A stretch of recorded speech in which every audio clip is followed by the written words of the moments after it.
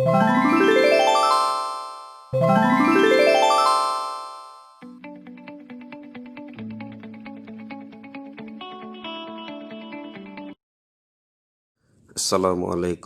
warahmatullahi wabarakatuh. Alhamdulillahi ala ihsanihi wa syukrullahu ala taufiqihi wa imtinani. Wa ashhadu an la ilaha illallah wahdahu la syarikalah wa ashhadu anna Muhammadan abduhu wa rasuluh da'i ila ridwani. Allahumma salli ala sayyidina Muhammad wa ala alihi wa ashabihi wa sallim tasliman katsira. Amma ba'd. Alhamdulillah, kalimat yang selalu kita ucapkan dalam setiap saat. Salawat dan salam kepada Nabiullah Muhammad sallallahu alaihi wasallam sebagai contoh dalam mengarungi kehidupan ini. Pada kesempatan ini kita dipertemukan oleh Allah Subhanahu wa taala, walaupun hanya melalui media online, tapi mudah-mudahan pertemuan ini membawa keberkahan bagi kita semua. Pada kesempatan ini kita akan belajar tafsir dan ilmu tafsir tentang mengenal Al-Quran. Setelah pembelajaran ini, siswa diharapkan untuk dapat menjelaskan pengertian Al-Quran, dapat mendeskripsikan pengertian Al-Quran, dapat menjelaskan kandungan Al-Quran, dan dapat menjelaskan bukti keautentikan atau keaslian Al-Quran, dan yang terakhir menjelaskan bukti kebenaran. Sebagai seorang muslim, tentunya Al-Quran ini bukan sesuatu yang asing buat kita, karena di rumah kita atau tempat-tempat ibadah, di masjid, di musola, sering sekali kita jumpai. Bahkan kita sering membacanya. Tetapi untuk lebih mendalami lagi, lebih memahami lagi apa sih itu Al-Quran, pada kesempatan ini kita akan mengerti, kita akan membahas Al-Quran dari segi etimologi, dan Al-Quran dari segi terminologi yang juga kita pahami secara bahasa dan secara istilah. Secara etimologi, para ulama mempunyai beberapa pendapat yang berbeda tentang pengertian Al-Quran. Perbedaan tersebut terletak pada adanya ulama yang menyebutkan Al-Quran dengan hamzah, Al-Quran, atau tidak memakai hamzah, Al-Quran.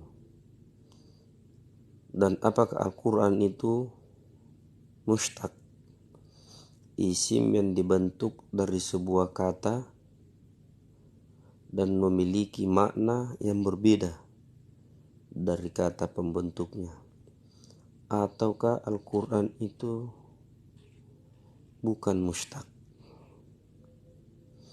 Dalam hal ini ulama yang menyebutkan Al-Quran dengan memakai alif terbagi ke dalam dua pendapat.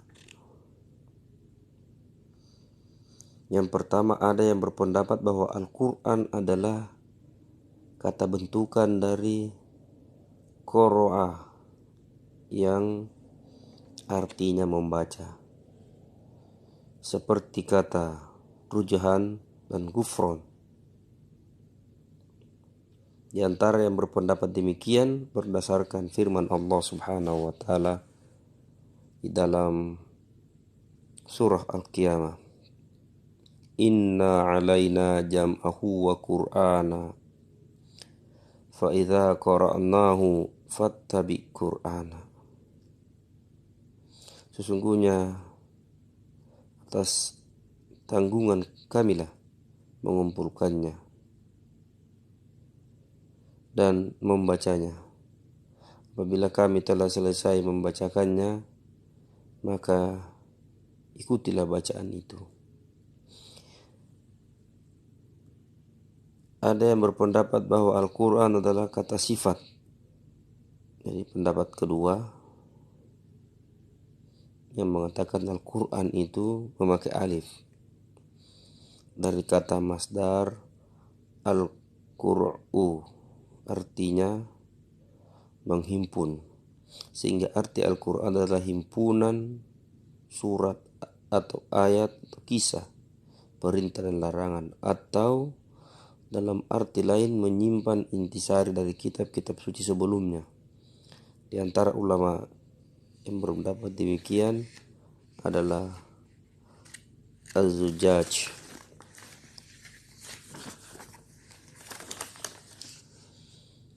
Ulama yang berpendapat bahwa Al-Quran dengan tidak memakai alif pun ada dua. Yang pertama, ada yang berpendapat bahwa Al-Quran dari kata corona yang artinya menyertakan. Hal ini karena Al-Quran menyertakan dalamnya ayat, surat, dan huruf-huruf. Abu Hasan al-Asy'ari termasuk yang berpendapat demikian. Ada yang berpendapat, pendapat kedua adalah Al-Quran dari kata qoro'in, artinya tanda atau penguat. Hal ini karena menurut mereka ayat satu dengan ayat yang lain menguatkan. Demikian pendapat Al-Farrah. Pendapat-pendapat di atas juga merupakan penguat bahwa kata Al-Quran adalah kata jadian atau mustaq. Sedang yang berpendapat bahwa kata Al-Quran bukanlah mustaq mengatakan bahwa kata Al-Quran adalah nama personal atau al-alam ahsyahsi.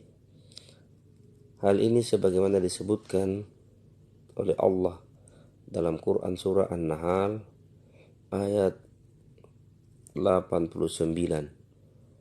Wa nazzalna 'alaikal kitaba tibyanan likulli syai'in wa hudaw wa rahmatan wa busra lil muslimin. Dan kami turunkan kepadamu Alkitab atau Al-Quran untuk menjelaskan segala sesuatu dan petunjuk serta rahmat dan kabar gembira bagi orang-orang yang berserah diri. Kata Al-Quran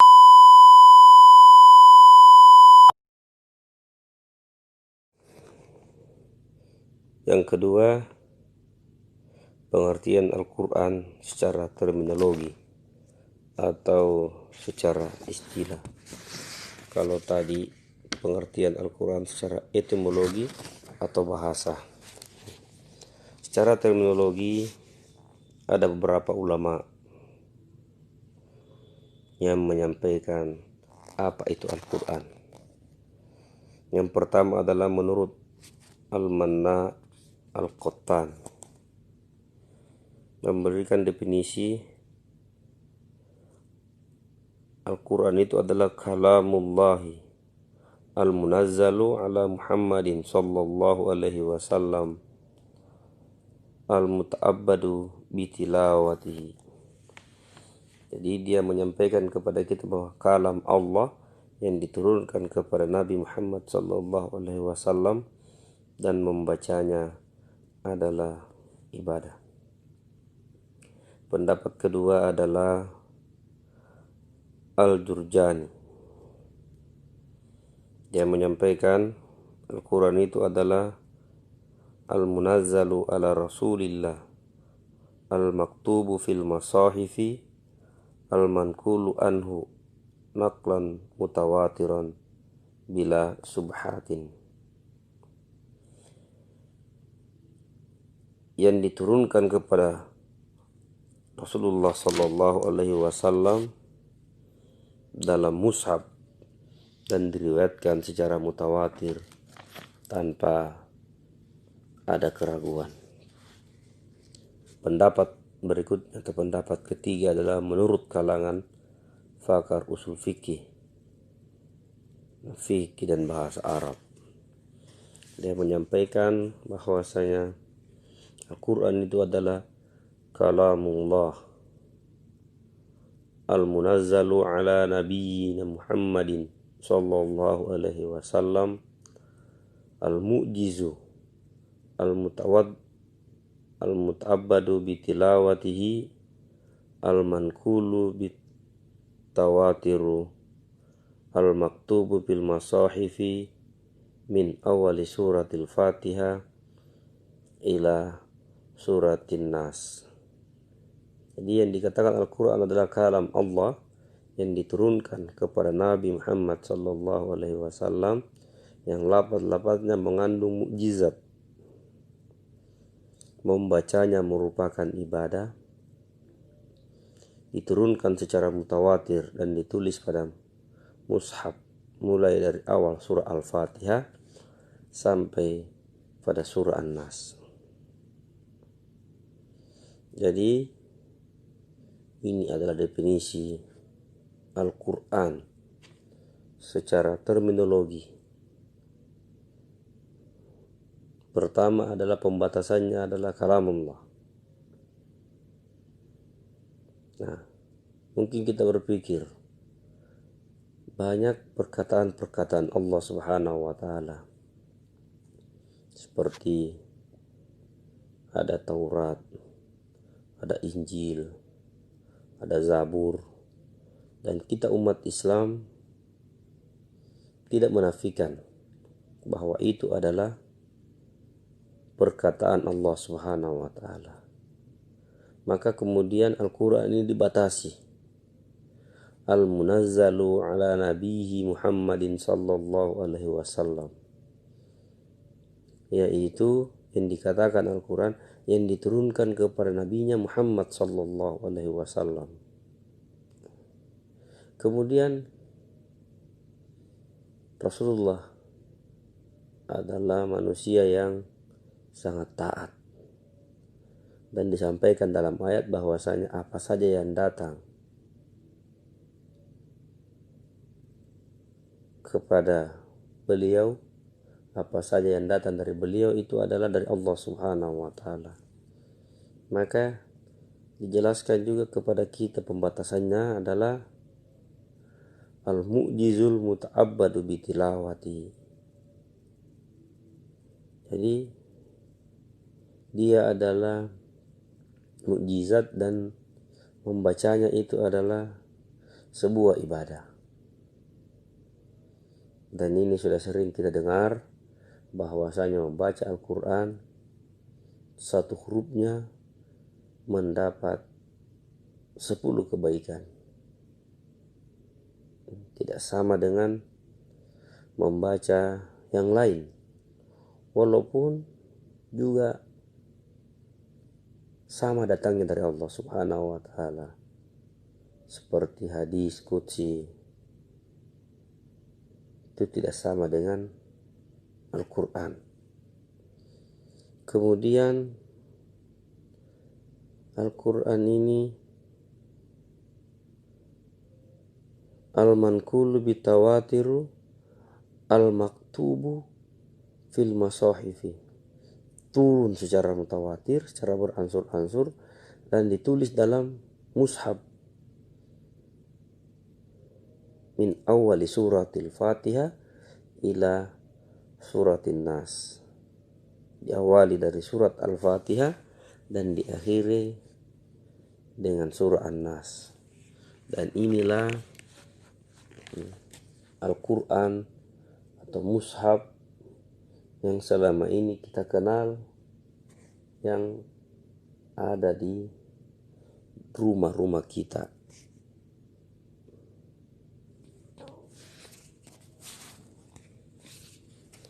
Nah, pemaparan tadi memberikan kesimpulan pendapat tentang hal penting yang dengan demikian kita bisa memahami makna Al-Quran. Setelah kita memahami apa pengertian Al-Quran secara bahasa dan secara istilah, maka selanjutnya kita mempelajari apa kandungan, apa isi yang ada dalam Al-Quran itu sendiri. Al-Quran mengandung petunjuk yang menjamin kebahagiaan manusia baik lahir maupun batin, di dunia maupun akhirat, jika mampu mengamalkan apa-apa yang terkandung di dalam Al-Quran secara ikhlas, konsisten, dan menyeluruh. Jadi adalah 3 tuntutan dalam mempraktikkan isi Al-Quran: ikhlas, konsisten, dan menyeluruh. Kenapa para sahabat dikatakan sebagai generasi terbaik? Di antara faktor penyebabnya adalah karena mereka mengamalkan Al-Quran.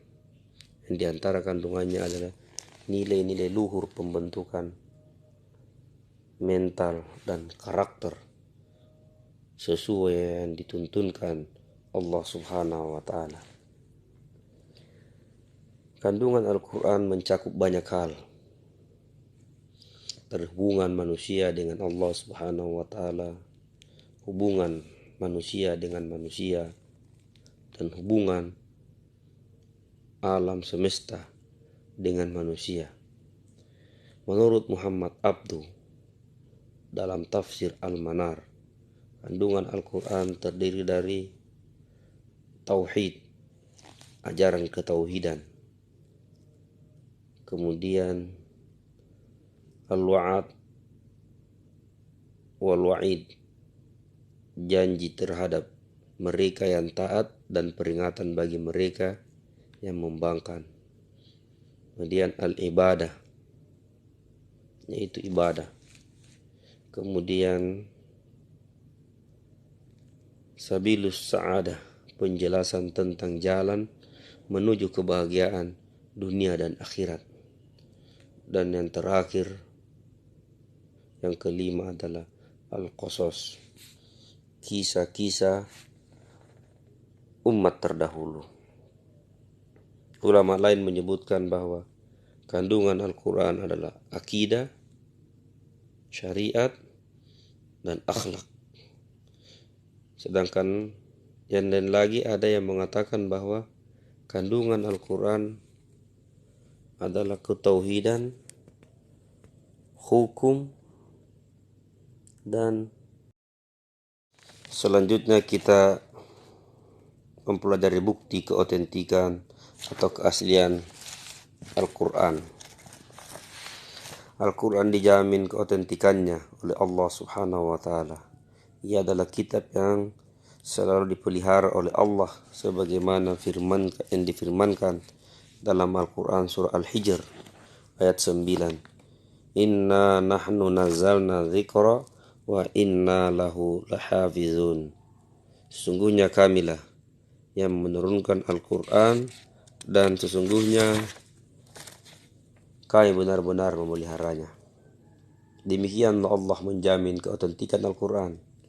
Jaminan yang diberikan atas dasar kemahakuasaan dan kemahatauannya. Dengan jaminan ayat di atas, setiap umat Islam wajib percaya bahwa apa yang dibaca dan didengarnya tidak berbeda sedikit pun dengan apa yang pernah dibaca dan didengar oleh Rasulullah Sallallahu Alaihi Wasallam dan para sahabat radhiyallahu anhum, dan tidak pernah terjadi perubahan. Dr. Mustafa Mahmud yang mengutip pendapat Rashad Khalifah mengungkapkan bahwa dalam Al-Quran itu sendiri terdapat bukti-bukti akan keasliannya. Di antara bukti-bukti adalah huruf-huruf hijaiyah yang terdapat pada awal beberapa surah. Al-Akhruf Al-Muqatta'ah, jumlah keseluruhan dari Al-Akhruf Al-Muqatta'ah yang terdapat dalam satu surat dan habis jika dibagi dengan angka 19. Rashad Al-Khalifah mengambil angka 19 dari ayat Quran surah Al-Mudaththir ayat ke-30. Alaiha tis'ata asyar. Artinya di atasnya ada 19.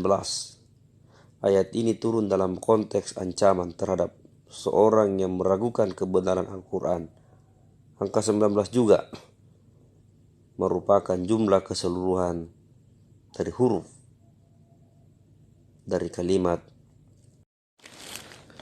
Selanjutnya kita mempelajari bukti kebenaran Al-Quran. Al-Quran diturunkan kepada Nabi Muhammad SAW. Beliau tidak melakukan perubahan apapun dari Al-Quran yang telah diturunkan kepada beliau. Beliau juga tidak membuat ayat-ayat yang terdapat dalam Al-Quran. Al-Quran berasal dari Allah Subhanahu wa Ta'ala. Hal ini dibuktikan dengan beberapa hal. Pertama adalah keseimbangan. Keseimbangan kata dalam Al-Quran sebagaimana dijelaskan oleh Abdul Razak Naufal dalam kitabnya Al-Ijaz Al-Adadi li Al-Quranul Karim, mengemukakan beberapa data keseimbangan antara jumlah bilangan kata dengan lawan katanya. Al-Haya hidup dan Al-Maut mati, masing-masing sebanyak 145 kali. As-Solihah kebajikan dan As-Sayi'at keburukan, masing-masing 167 kali. Keseimbangan jumlah bilangan kata dengan persamaannya atau makna yang dikandungnya. Al-Haris dan Az-Zira'ah membajak atau bertani, masing-masing 14 kali. Ad-Dallun dan Al-Maut, orang yang sesat atau mati jiwanya, masing-masing 17 kali. Kemudian keseimbangan antara jumlah bilangan kata dengan jumlah kata yang menunjukkan kepada akibatnya. Al-infak misalnya, infak dengan ar-ridha, kerelaan, masing-masing 73 kali. Al-bukhl, kekikiran, dengan al-khasar, penyesalan, masing-masing 12 kali. Al-kafirun, orang-orang kafir, dengan an-nar atau al-ahraq, neraka atau pembakaran, masing-masing 154 kali. Keseimbangan antara jumlah bilangan kata dengan kata penyebabnya. Al-mau'idah, nasihat atau petunjuk, dengan al-lisan, lidah, masing-masing 25 kali. As-salam, kedamaian, dengan at-thayyibat, kebajikan, masing-masing 60 kali. Dan juga beberapa bukti kebenaran Al-Quran yang lainnya berdasarkan pemberitaan gaib dari Allah Subhanahu wa Ta'ala yang menyampaikan, seperti dalam Al-Quran surah Yunus ayat ke-92 dijelaskan bahwa badan Fir'aun atau Raja Mesir yang tenggelam ketika mengejar Nabi Musa alaihissalam suatu saat akan diselamatkan Allah Subhanahu wa Ta'ala untuk diambil ibrah sebagai pelajaran bagi generasi selanjutnya.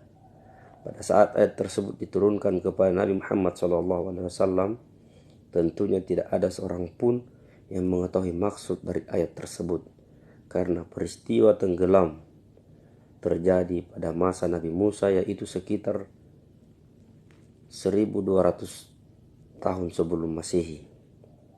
Dan hal tersebut baru terjawab pada awal abad ke-19 ini, tepatnya pada tahun 1896 Masehi. Seorang ahli purbakala menemukan satu mumi yang dari data-data sejarah sebelumnya dijelaskan bahwa dia adalah Fir'aun, Raja Mesir yang pernah mengejar Nabi Musa alaihissalam di pekuburan raja-raja Mesir. Penemuan ini diperkuat dengan penelitian lanjut oleh tim yang dipimpin oleh seorang profesor ahli bedah Perancis. Hasilnya, mumi yang lebih utuh dari mumi-mumi yang lainnya itu ternyata kulitnya mengandung garam, yang mengindikasikan bahwa jasad tersebut pernah tenggelam di air laut. Kemudian berdasarkan syarat ilmiah, bahwa isyarat ilmiah yang dapat ditemukan dalam Al-Quran, misalnya syarat bahwa cahaya matahari bersumber dari dirinya sendiri, sedang cahaya bulan adalah pantulan dari cahaya matahari, sebagaimana dijelaskan dalam Al-Quran surah Yunus ayat 5, dan masih banyak lagi lainnya yang kesemuanya belum diketahui manusia kecuali pada abad-abad bahkan tahun-tahun terakhir ini. Dari manakah Nabi Muhammad SAW mengetahuinya kalau bukan dari Allah Subhanahu wa Ta'ala yang Maha mengetahui? Semua ini dipaparkan supaya menjadi bukti bahwa petunjuk-petunjuk yang disampaikan oleh Al-Quran adalah sebuah kekuasaan dari Yang Maha Kuasa, yang Maha mengetahui, dan merupakan sebuah kebenaran, sehingga dengan demikian umat manusia percaya dan yakin bahwa Al-Quran berasal dari Allah Subhanahu wa Ta'ala, serta dengan secara tulus mengamalkan petunjuk-petunjuk yang termaktub di dalam Al-Quran. Demikian penjelasan tentang mengenal Al-Quran. Mudah-mudahan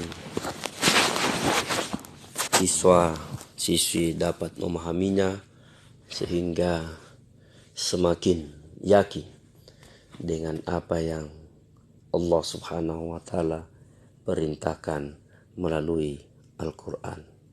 Demikian pembelajaran kita.